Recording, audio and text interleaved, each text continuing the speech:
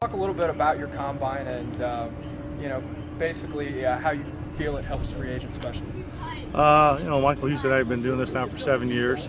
And how we help free agents and draft eligibles, I mean, we do our camp for 5 days.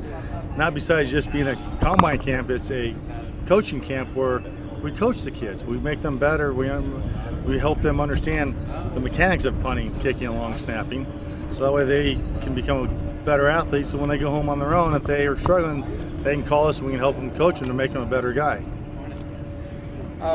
So we were talking a little bit about just the attention to detail and what it takes to be a professional. We talked about the quality of punters in the NFL. What do you think it takes to be a professional? What's the important thing? Like I said, attention to detail is humongous. And when I was trying to get in the league, I mean, I was out practicing on my steps, my ball flowed away, making sure everything was the same. When I was punting, I wanted to make sure my ball did the exact same thing every single time. Attention to detail, and a lot of the guys nowadays aren't doing that. They're not taking the time to the attention to detail. And I can see that. I talked to kids last year, they come back this year and they're doing the exact same thing.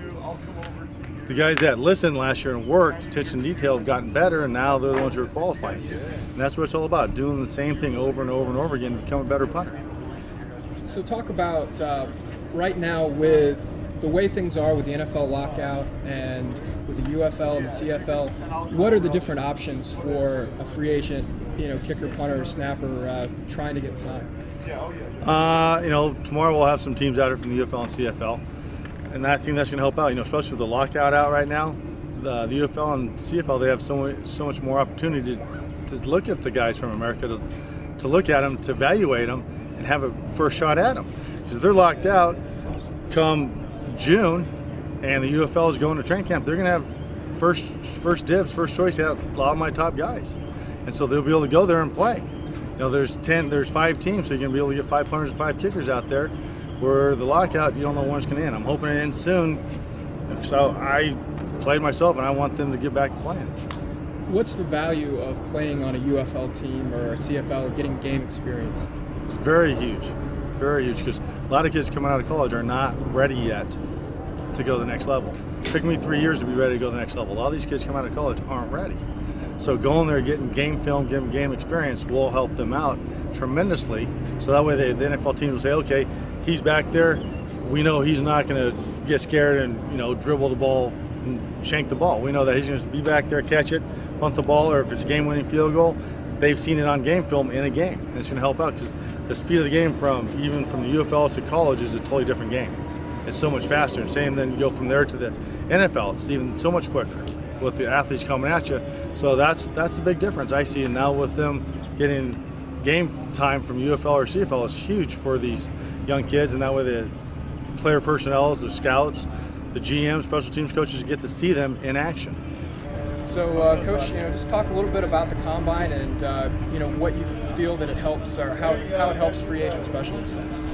Yeah, I think it's more than a combine. We call it a camp. It's comprehensive, and what we do is we want to give everyone an opportunity to experience what we had the fortune to do, and that's kick in the NFL.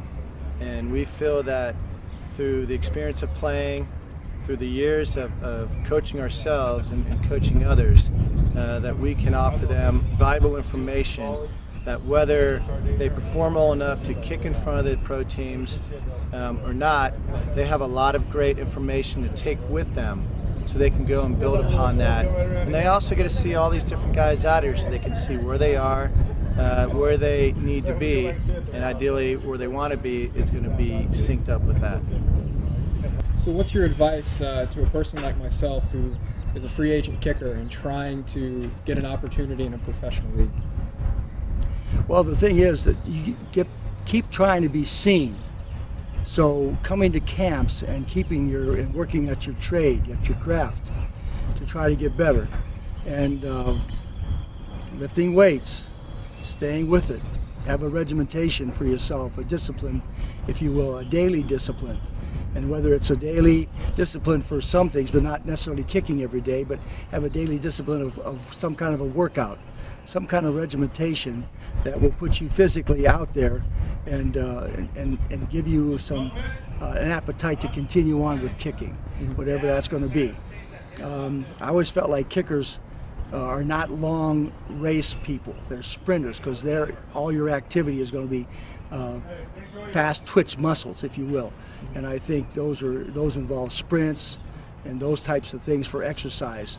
And so if you're going to be involved with some kind of exercise routine, I think sprinting, the short sprints, whether it's 20s, 40s, or even going 50s, will be better than running 2 or 3 or 4 or 5 miles every day, because you need to strengthen those muscles that you're going to use for that quick twitch that you're going to do with the kicking the ball. And then have a process of maybe 3 times a week where you're going to kick to warm up, and then I'm going to say, okay, it's going to take maybe 10 balls for me to warm up. Then I want to work on working from short to deep, and then work back up to the short again. And then maybe if you feel like you've got a couple more kicks left, then you find the ones where you maybe missed and go back and do those from that area of time, or area on the field, and re-kick the ball. See if that's going to work. Try to get a snapper and a holder when you're going to be doing this. If you can't, then maybe once out of the week have a snapper and a holder, so you can work on your tempo and timing and approach into the ball. That'll give you what you need. And then only do a certain amount of kickoffs. You know, say, okay, I'm going to warm up and do maybe 3 or 4 kickoffs and warm up. Once you've done that, okay, now I'm going to chart this. I want these 5 charted. Chart 5 balls. That's it. As soon as you do, and if the 5th one is not good enough, walk away. I said I'm going to do 5 and live with it. Because in the game you have to live with it. So learn to live with it, not that you're happy about it, but learn to live with it. Same thing when we kick field goals. If you missed the last field goal, this is my last field goal, and I missed that field goal, you got to live with it. If you miss it in the game, you got to live with it. Puts the pressure on you to make sure you don't miss the last kick. Make the last kick not the longest kick every time either. Change that up so that you can finish on a good note some of the times, and maybe all the times. But work your way into a mentality that you know what you want to do and how to do it, so that you're going to have success for yourself. But then press yourself to extend it so that you can make those 50-yarders at the end, not just at the beginning. You know what I'm saying? Absolutely. And then, like I said, kick 3 times a week. That's all. If you can do it 2, then make it 2. But be fresh. If you're tired on that day you're supposed to kick, hold it off till the next day. Hold it off to the next day. Don't always do kickoffs last. You might want to take 2 days to work out, and then say on the 3rd day I'm going to do this. I'm going to play a game. I'm going to play a football game with myself. How do you open the game? I kick it off. Put the first kick on your box, warm up a little bit, then kick it off. Okay? And then say, okay, it's fourth and goal, and we're going to kick a field goal here. Set it up, kick the field goal. You pick the distances, and then kick the field goal. And then go back and kick off again. And play the game with yourself for 4 quarters. Not that you have to kick a million balls, but play the game. Absolutely. Coach, thank you very much. I hope I helped. You did.